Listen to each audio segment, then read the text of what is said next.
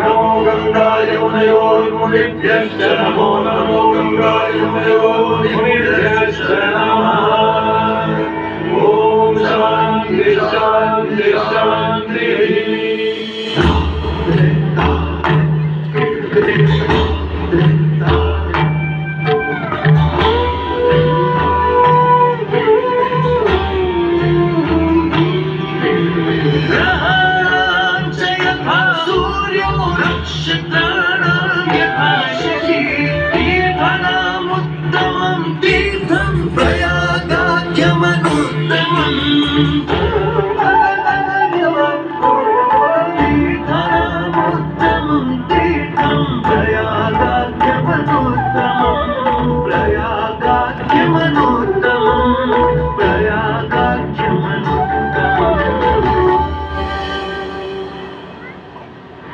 सूर्य ग्रहों में श्रेष्ठ है और चंद्रमा नक्षत्रों में श्रेष्ठ है, उसी प्रकार प्रयाग सभी तीर्थों में सर्वश्रेष्ठ है।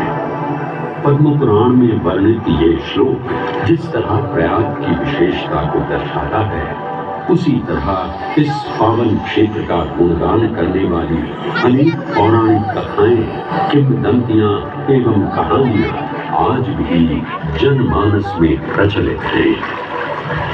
ऐसी ही एक पौराणिक कथा है जो भगवान ब्रह्मा को प्रयाग से जोड़ती है। मान्यताओं के अनुसार भगवान ब्रह्मा को यज्ञ करने हेतु एक दिव्य स्थान की आवश्यकता थी, जिसके चयन को लेकर वे बड़ी ही दुविधा में थे।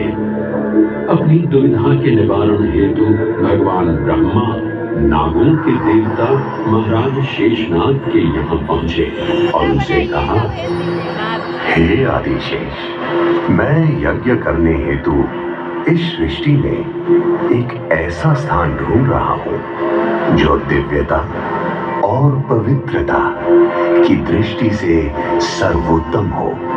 क्या आप मुझे ऐसा कोई उपयुक्त स्थान बता सकते हैं जो सभी तीर्थों में सर्वश्रेष्ठ हो?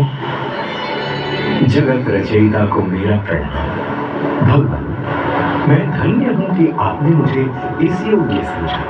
क्यों ना आप स्वयं ही सभी पवित्र स्थानों का मूल्यांकन करें। ऐसा कीजिए, आप तुला के एक पलड़े पर सप्तयोग रखिए और दूसरे पलड़े पर भगवान विष्णु के स्थायी निवास प्रयाग को रखिए, जिसका भार सबसे अधिक आए।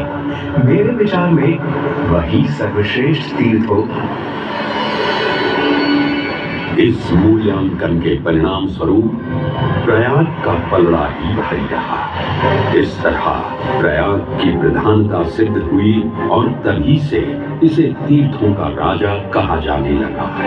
आज भी ऐसी मान्यता है कि भगवान ब्रह्मा ने गंगा नदी के पश्चिमी तट पर 10 अश्वमेध यज्ञ संपन्न किए थे।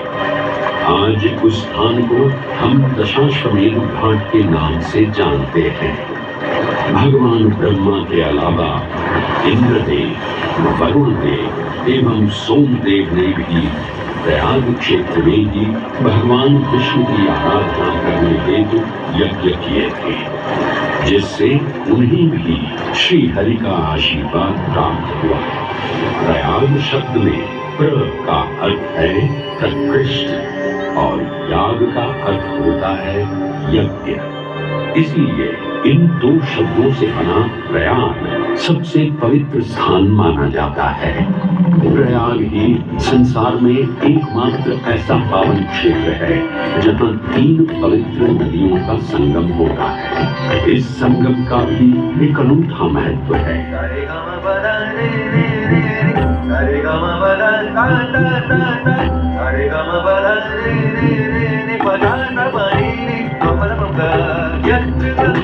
यमुना जैव सरस्वती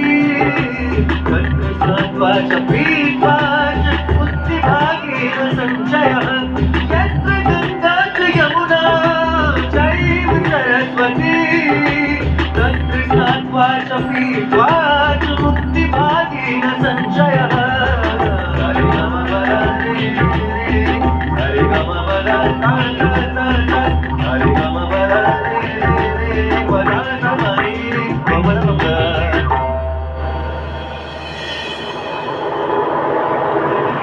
में गंगा, यमुना और सरस्वती जैसी 3 सबसे पवित्र और पूजनीय नदियों का दिव्य संगम होता है।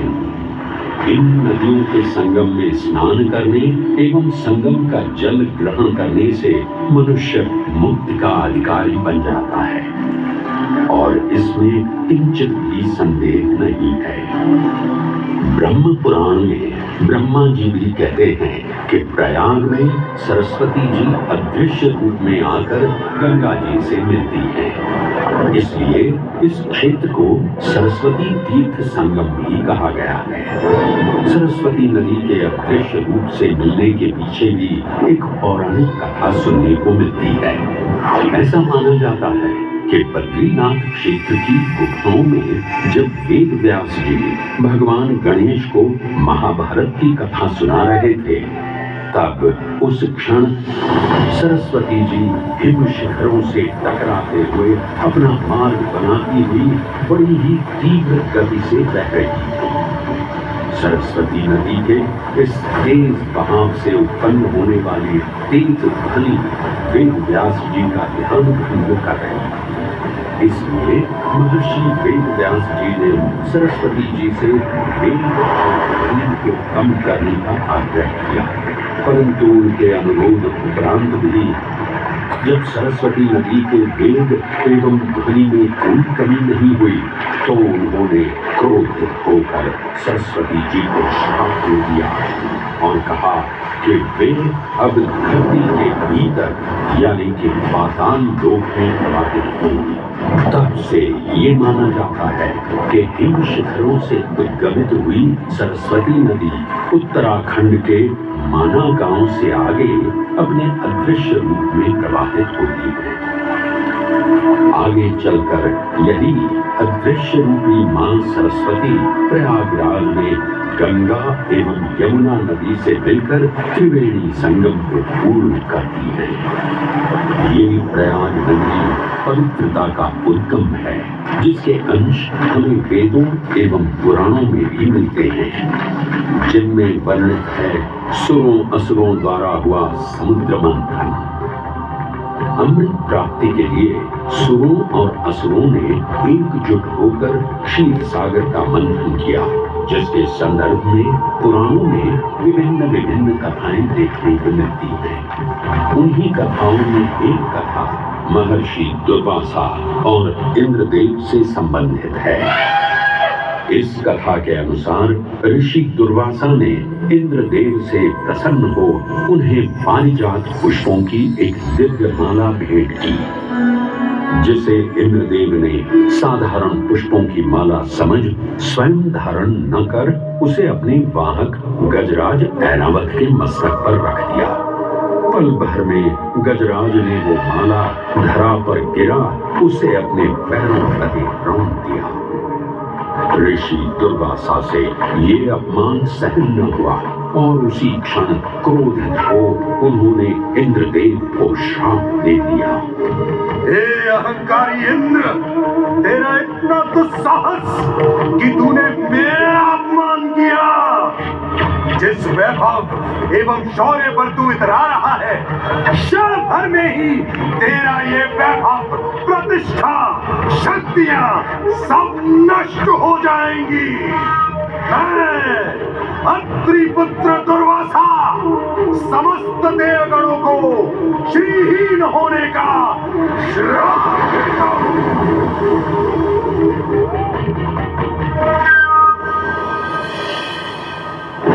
इस श्राप के परिणाम स्वरूप स्वर्गलोक से लेकर वैकुंठ धाम तक का सारा वैभव चला गया।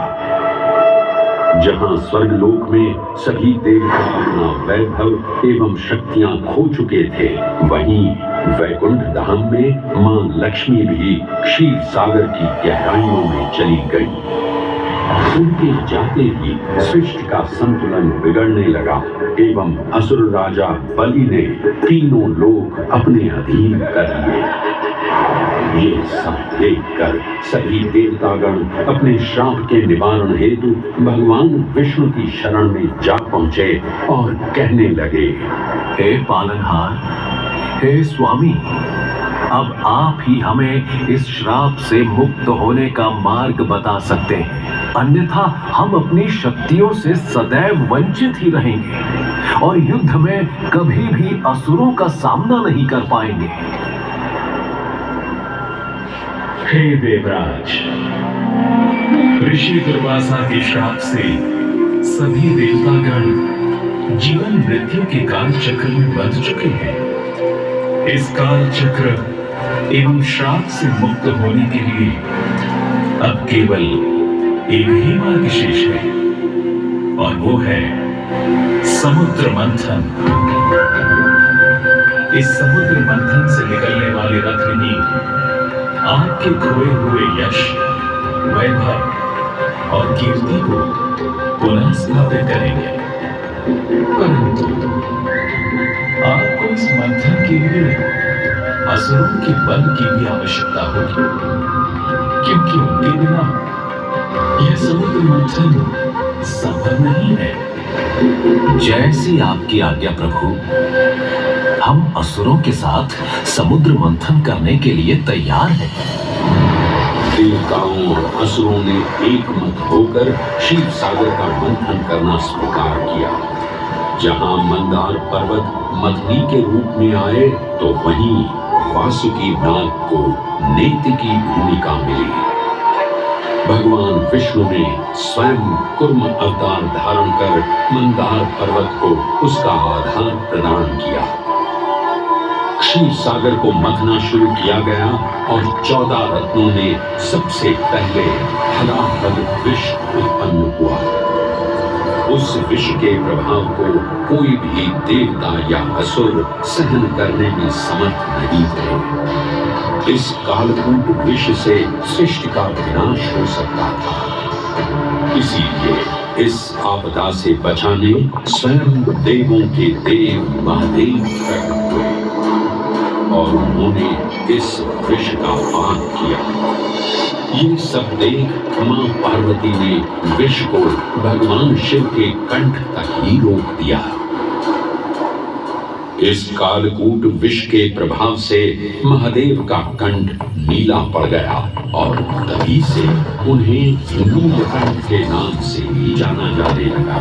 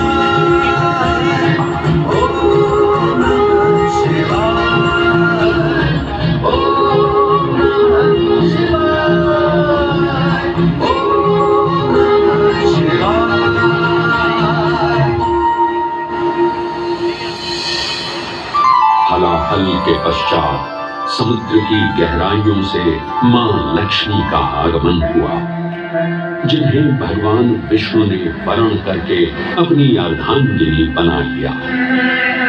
इसके पश्चात समुद्र मंथन से एक एक कर कामधेनु गाय, पारिजात वृक्ष, चंद्र, कल्प वृक्ष, अपार सुंदर अप्सराएं, गंधर्व, शंख, उच्चैःश्रवा, वारुणी एवं कौस्तुभ मणि जैसे अनेक रत्न उत्पन्न हुए। लेकिन सभी को जिस रत्न की सबसे अधिक प्रतीक्षा थी, उस रत्न का निकलना अभी बाकी था। अंततः आयुर्वेद के देव धन्वंतरी अपने हाथ में अमृत कुंभ लिए प्रकट हुए। अमृत कुंभ पानी की लालसा में सुरों और असुरों के मध्य एक घमासान युद्ध खत्म हो गया। इसी युद्ध के दौरान स्वरभानु नाम का एक असुर अमृत कुंभ को अपने अधीन कर पाताल लोक की ओर चल दिया। तब अमृत कलश को वापस पाने हेतु देवतागण अपने आराध्य भगवान विष्णु का स्मरण करने लगे। तदोपरांत भगवान विष्णु एक सुंदर अप्सरा मोहिनी का रूप धारण कर पाताल लोक पहुंचे, जिसे देख सभी असुर सम्मोहित होने लगे।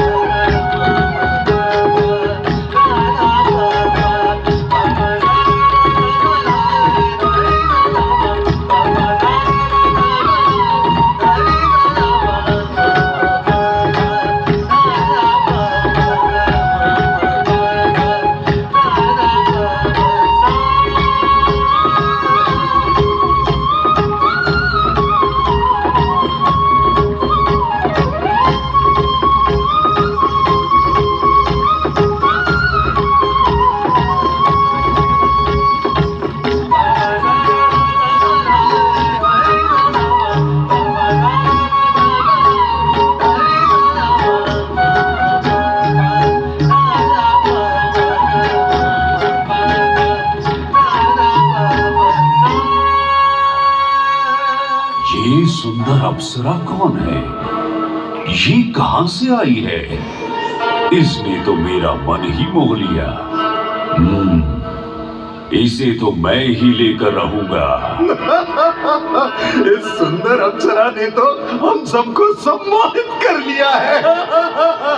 हे सुंदरी, तुम कौन हो और यहाँ क्यों आई हो?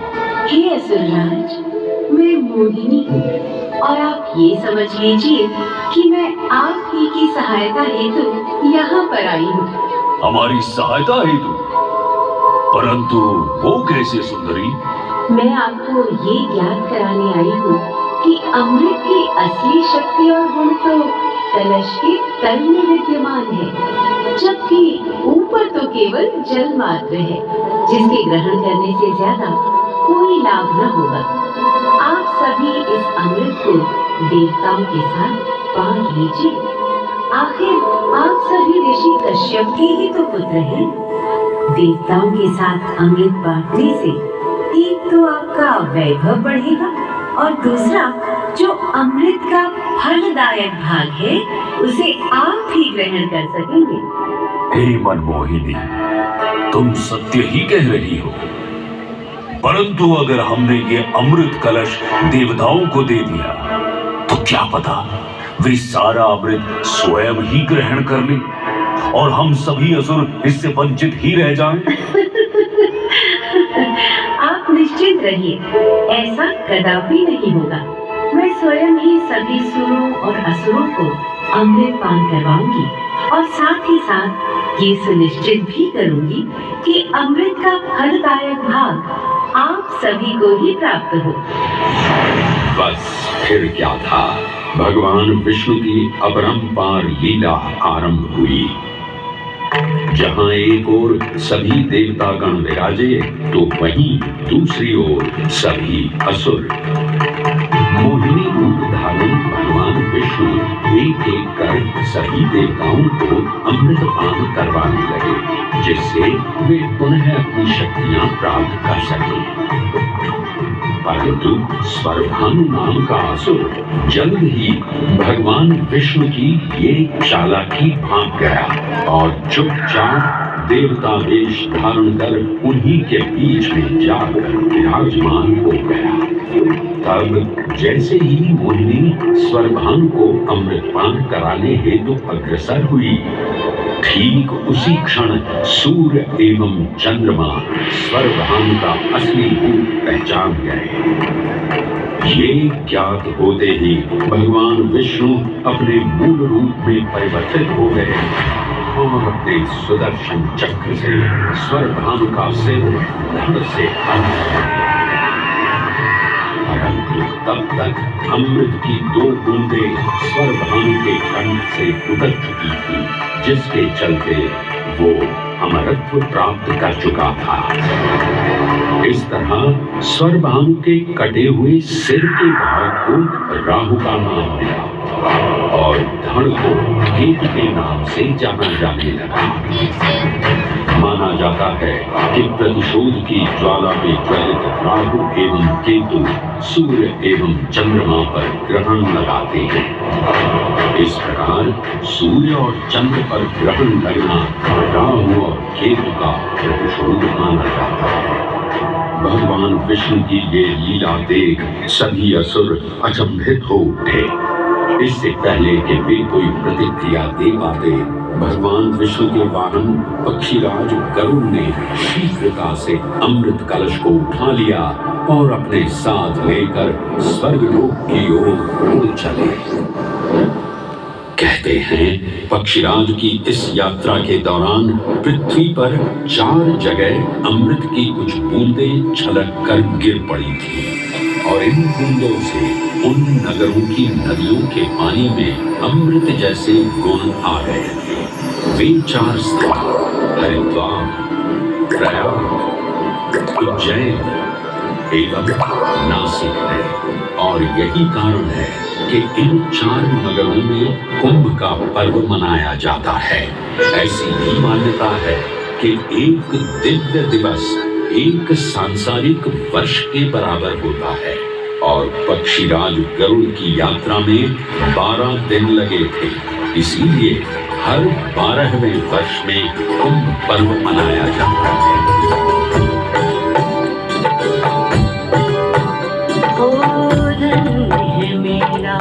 धर्म सनातन अमृत यहाँ की जलधारा, धन्य है मेरा धर्म सनातन अमृत यहाँ की जलधारा।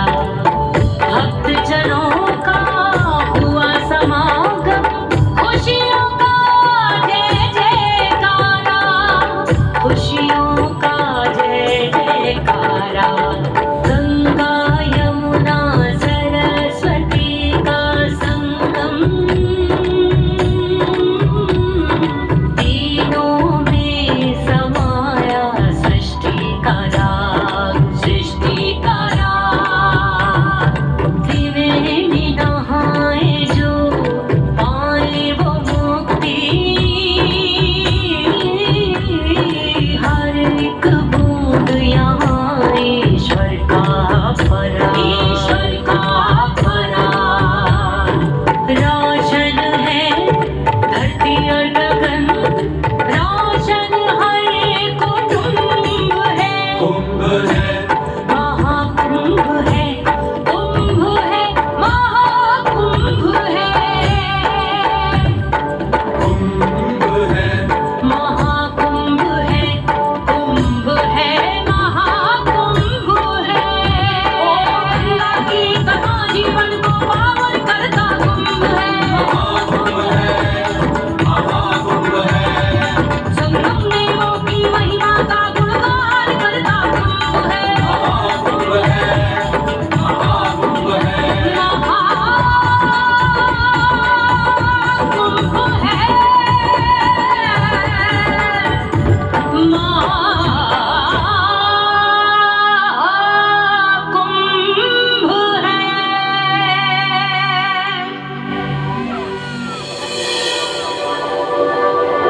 ग्रहों के अनूठे संरेखण से सुनिश्चित होता ये कुंभ महापर्व प्रयाग की भूमि पर उसी नक्षत्र में आयोजित होता है जिस नक्षत्र में यहाँ अमृत की बूंदें गिरी थी।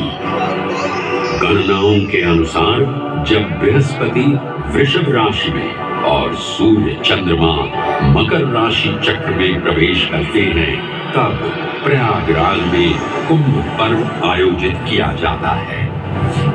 सनातन धर्म की प्राचीनतम धरोहर माना जाने वाला ये कुंभ पर्व भारत ही नहीं बल्कि विश्व भर से आए करोड़ों श्रद्धालुओं का स्वागत करता है।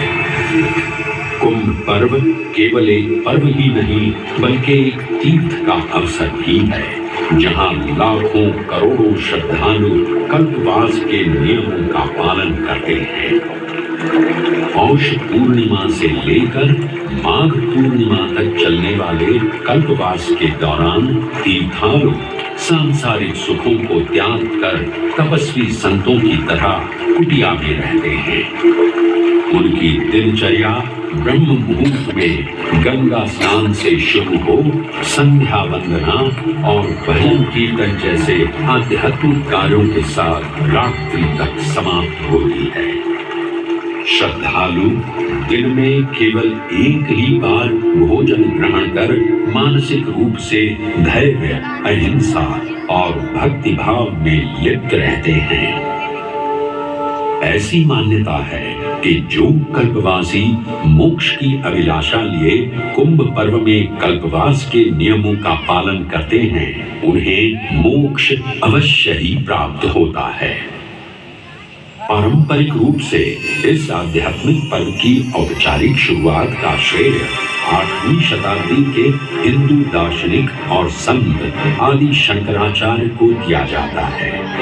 उन्होंने न केवल 4 पवित्र मठों पुरी, श्रृंगेरी, द्वारका और बद्रीनाथ की स्थापना की थी, बल्कि सन्यासी परंपरा को जीवित रखने हेतु 10 नाम सन्यासी व्यवस्था का गठन भी किया था, जिसके अंतर्गत निर्माणी, अटल, निरंजनी, आनंद, जूना, आवाहन और अग्निसात नामक 7 अखाड़े निर्मित हुए। आदि शंकराचार्य का उद्देश्य शास्त्रों के ज्ञान को आपस में साझा कर सनातन धर्म के दार्शनिक आधारों को सुदृढ़ और परिपक्व करना था। अतः धर्म की सभी शाखाओं को संगठित रखने हेतु आदि शंकराचार्य ने प्रयाग की भूमि पर कुंभ पर्व को पुनः आयोजित किया। आज के इस दौर में कुंभ पर्व की महत्ता का अनुमान इसी बात से लगाया जा सकता है कि यूनेस्को द्वारा मानवता की अमूर्त सांस्कृतिक विरासत की प्रतिनिधि सूची में इस पर्व को शामिल किया गया है।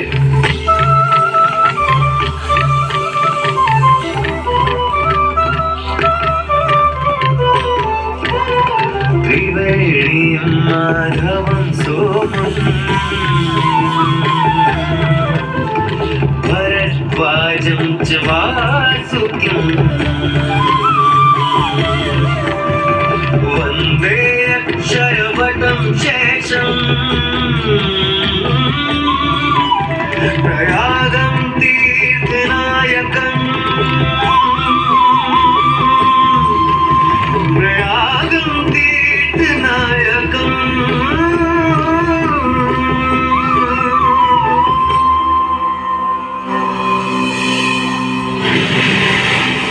त्रिवेणी, माधव, सोम, भरद्वाज, वासुकी, अक्षयवट और शेषनाग, प्रयाग के इन 7 तीर्थ नायकों की हम वंदना करते हैं, परंतु उक्त 7 तीर्थ नायकों में वेणी माधव का ही प्रमुख स्थान है।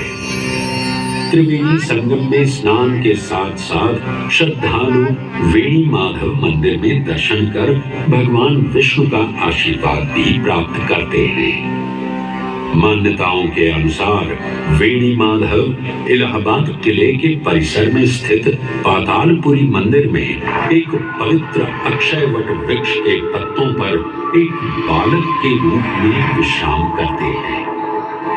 पौराणिक कथाओं के अनुसार अक्षयवट एक शाश्वत वृक्ष है जो भगवान विष्णु का स्थायी निवास है, जहां से वे सृष्टि का पुनः निर्माण करते हैं। त्रेता युग में भी अक्षयवट वृक्ष का उल्लेख देखने को मिलता है। कहा जाता है कि भगवान श्री राम, माता सीता एवं अनुज लक्ष्मण अपने वनवास काल में इस स्थान पर आए थे। वैसे तो भगवान श्री राम का वनवास प्रयाग में श्रृंगी ऋषि को समर्पित श्रृंगवेरपुर धाम से आरंभ होता है।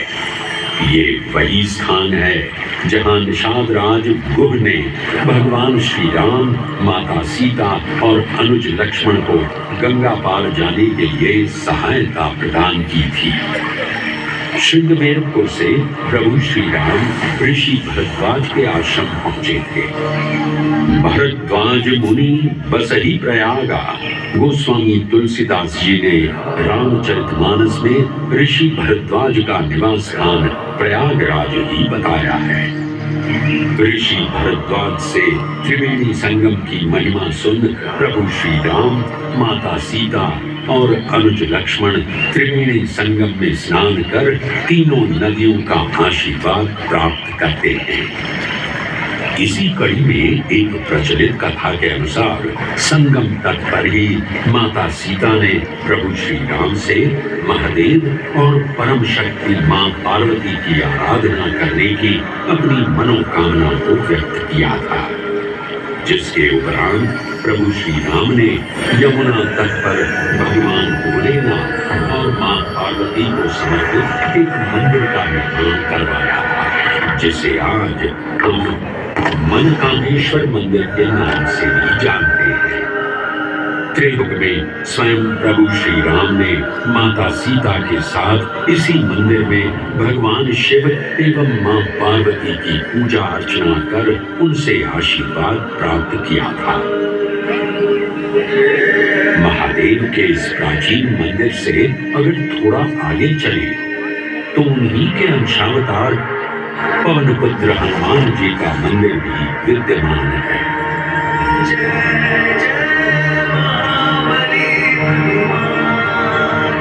महावीर हनुमान, पवन पुत्र हनुमान।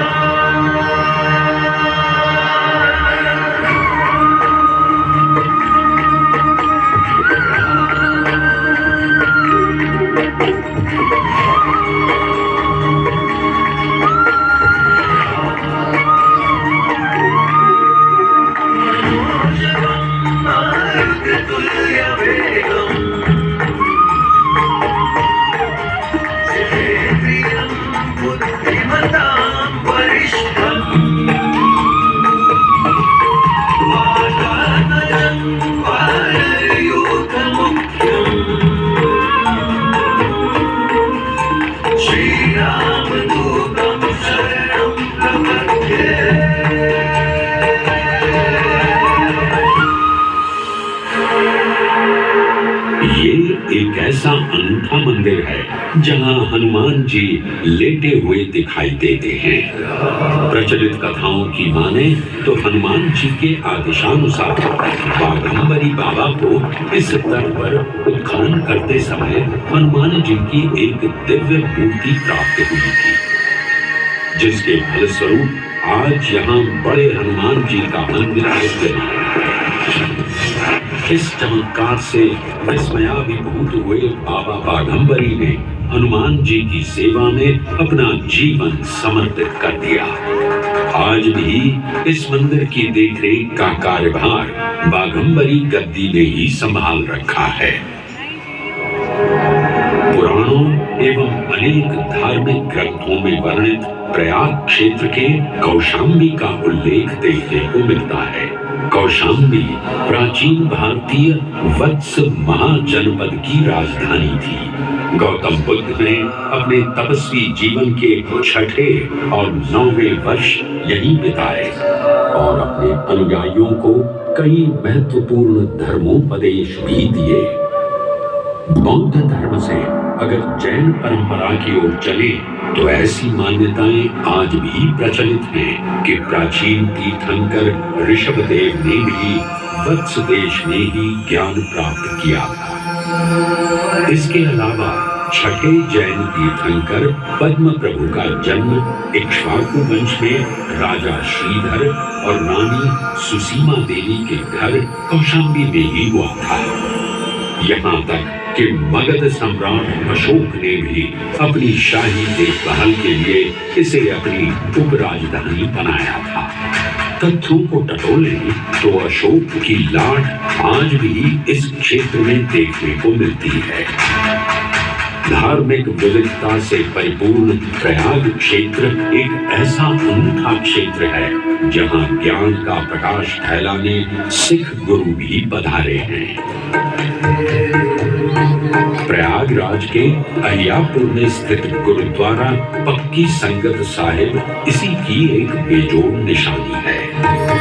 माना जाता है कि श्री गुरु तेग बहादुर जी अपनी यात्रा के दौरान 6 महीने इसी स्थान पर रुके थे। यहाँ वे प्रार्थना और ध्यान करते थे, इसलिए इसे तप स्थान भी कहा गया है। ये कहना गलत नहीं होगा कि त्रिवेणी संगम के तट पर गुरुओं और संतों की शिक्षाओं का अनोखा समावेश है। ये गुरुद्वारा पक्की संगत साहिब इलाहाबाद या इलाहाबाद के नाम से कुछ समय के लिए चर्चित ये प्रयागराज आज भी जीवंत है। धर्म और संस्कृति का अनूठा इतिहास संजोए हुए तीर्थराज प्रयागराज में वेणी माधव, शिव और शक्ति के विभिन्न स्वरूप आज भी विद्यमान हैं, जो इस पावन क्षेत्र को अद्वितीय बनाते हैं। प्रयागराज की इतनी विशाल पृष्ठभूमि समझने के बाद लगता है कि ये कहना कभी गलत नहीं होगा कि प्रयागराज सिर्फ एक शहर नहीं बल्कि अपने अंदर दैवीयता, विविधता और धार्मिकता को संजोए हमारा पूर्ण गौरवशाली इतिहास है।